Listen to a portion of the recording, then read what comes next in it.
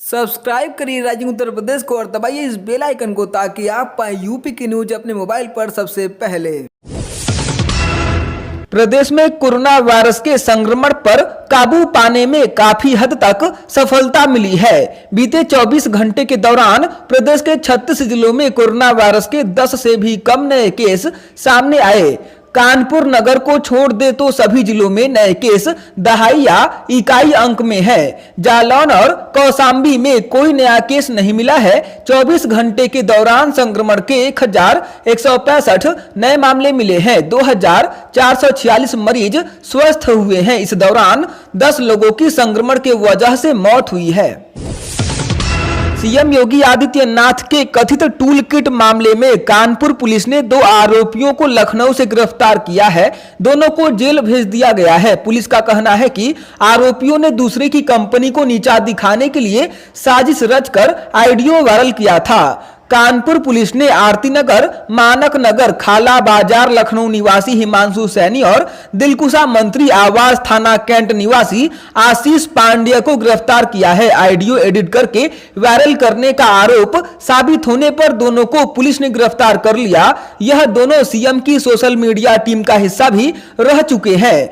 दोनों को कोर्ट में पेश करने के बाद जेल भेज दिया गया।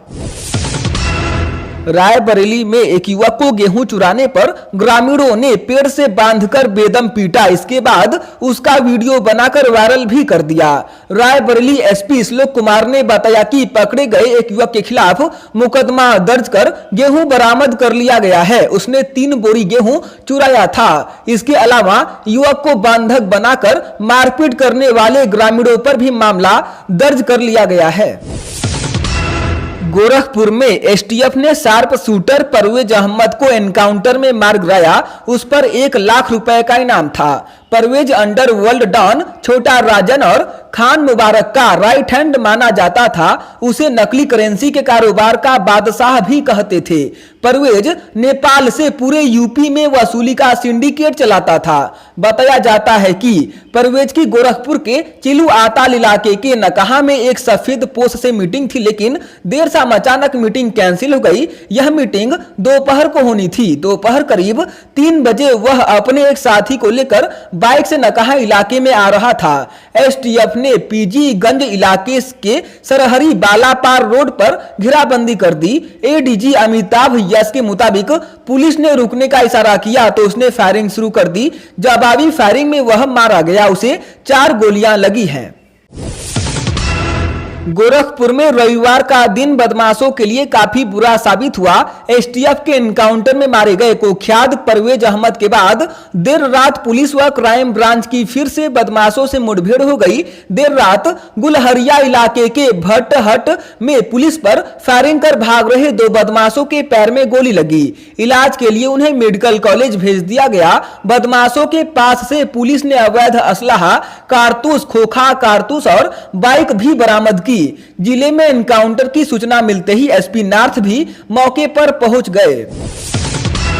अयोध्या में भव्य मंदिर निर्माण के लिए नींव की भराई का काम पूरा होने के बाद मिर्जापुर के लाल पत्थरों से 16 फीट ऊंची प्लिंथ निर्माण का कार्य आरंभ होगा। यह भव्य मंदिर का आधार अर्थात प्लेटफार्म होगा, जो कि 16 फीट ऊंची बनाई जाएगी। राम जन्मभूमि मंदिर के निर्माण में 2 अलग अलग प्रकार के पत्थरों का प्रयोग किया जाएगा। पंचायत चुनाव में खराब प्रदर्शन की गाज बीजेपी के कई पदाधिकारियों पर गिरना तय है। पार्टी से दागियों को पदों से हटाकर दाग साफ किए जाएंगे। 8 महीने बाद विधानसभा चुनाव में पंचायत चुनाव जैसे रिजल्ट न आए, इसके लिए पार्टी नए चेहरों को बड़ी जिम्मेदारी देने का कार्य करेगी। बहुत जल्द कानपुर बुंदेलखंड क्षेत्र में कई लोग पदमुक्त किए जाएंगे, जबकि कई को नई जिम्मेदारी देने के लिए पद सौंपे जाएंगे। दागियों से गंदी होती भाजपा को साफ किया जाएगा। इसके लिए पहले चरण में सभी को चिन्हित कर हटाया जाएगा। पार्टी में अपराधी किस्म के लोग कैसे पद पर आ जाते हैं, इस पर सुनील बंसल ने रिपोर्ट तलब की है। भाजपा जिला मंत्री की जन्मदिन पार्टी में पुलिस से मारपीट कर हिस्ट्री सीटर को भगाने के मामले में पार्टी के शीर्ष नेतृत्व ने गंभीरता से लिया गया है। अलीगढ़ जिले में शराब से हुई 107 मौतों का मुख्य आरोपी ऋषि शर्मा 10 दिन बाद बुलंदशहर बॉर्डर से दबोचा गया है। 28 मई को अलीगढ़ में शराब के सेवन से मौतें शुरू हुई थी, तब से ऋषि शर्मा फरार चल रहा था।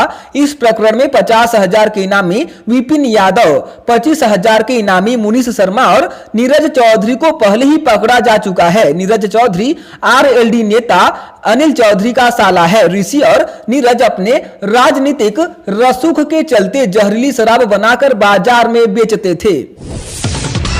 कोरोना संक्रमण अब प्रदेश में लगातार सिमटता नजर आ रहा है। सुखद संकेत यह है कि एक बार जिन जिलों में 600 से कम सक्रिय मामले होने पर कोरोना कर्फ्यू से छूट दी गई, उनमें से एक में भी अब तक केस नहीं बढ़े हैं। सुधार का सिलसिला बढ़ा तो कोरोना कर्फ्यू से राहत पाने वाले जिलों में 4 और वाराणसी, गाजियाबाद, गौतम बुद्ध नगर और मुजफ्फरनगर के नाम भी जुड़ गए हैं। इस तरह 600 से कम सक्रिय केस होने पर बंदिशों से कुल 71 जिले मुक्त हो चुके हैं।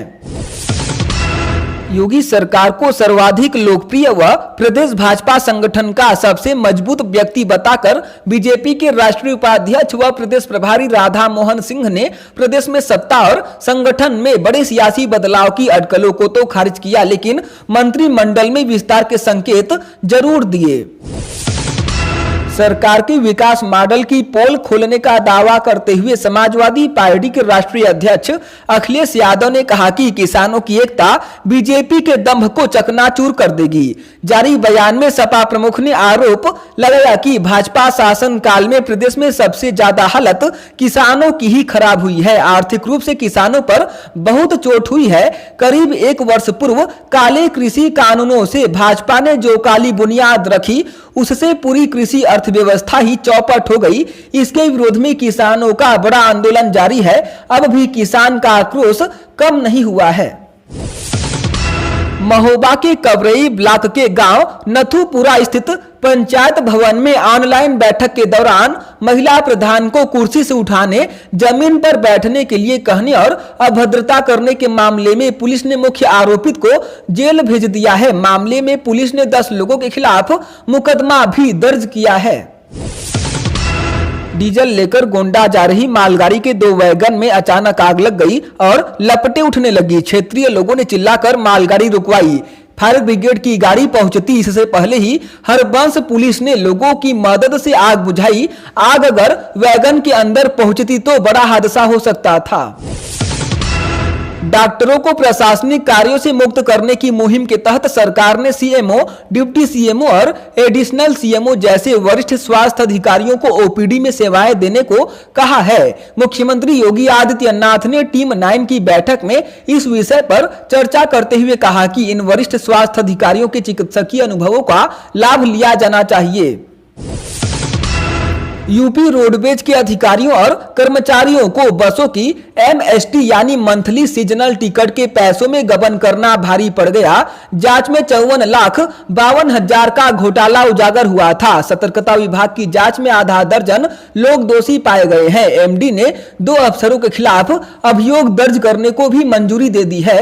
अब सतर्कता विभाग जल्द ही 409, 420, 120 बी के मामले में मुकदमा दर्ज कराएगा।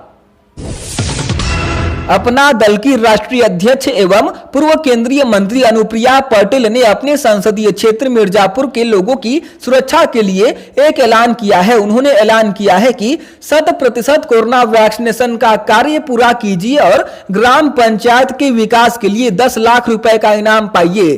कोरोना वैक्सीनेशन को बढ़ावा देने के मकसद से यह ऐलान किया गया है। अमेरिका के पूर्व राष्ट्रपति डोनाल्ड ट्रंप को लगने के बाद चर्चा में आया monoclonal antibody cocktail injection. Meerut के एक मरीज को न्यूटीमा अस्पताल में लगाया गया। कयास लगाया जा रहा है कि यूपी में पहली बार किसी मरीज को यह इंजेक्शन लगाया गया है। हालांकि इस बात की पुष्टि नहीं की गई है। प्रदेश के टॉप 10 अपराधी में शामिल माफिया कुंटू सिंह की पत्नी वंदना सिंह की मुश्किलें कम होने का नाम नहीं ले रही है। पॉलिटेक्निक कॉलेज में फर्जी मान्यता लेने के मामले में पुलिस ने एफआईआर दर्ज कर आरोपियों पर 25-25 हजार का इनाम घोषित कर दिया है। पुलिस सूत्रों की माने तो केस दर्ज होने के बाद से ही माफिया की पत्नी और उनके सहयोगी फरार चल रहे हैं।